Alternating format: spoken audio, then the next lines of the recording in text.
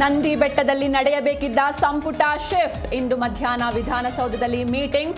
ಚಿಕ್ಕಬಳ್ಳಾಪುರ ಕೋಲಾರ ಭಾಗಕ್ಕೆ ವಿಶೇಷ ಯೋಜನೆ.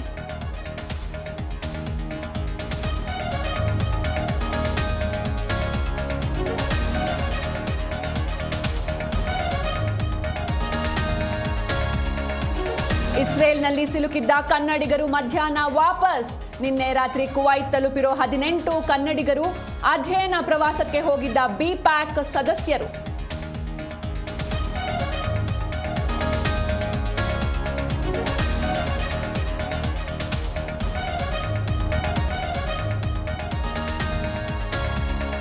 ವಿವಿಧ ರಾಜ್ಯಗಳ 5 ವಿಧಾನಸಭೆ ಚುನಾವಣೆ.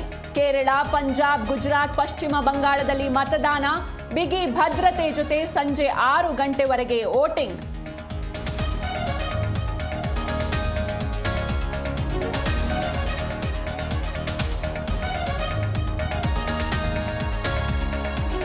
ಪಾಕ್ ಸೇನಾ ಮುಖ್ಯಸ್ಥ ಮುನೀರ್ಗೆ ದೊಡ್ಡಣ್ಣ ಡಿನ್ನರ್.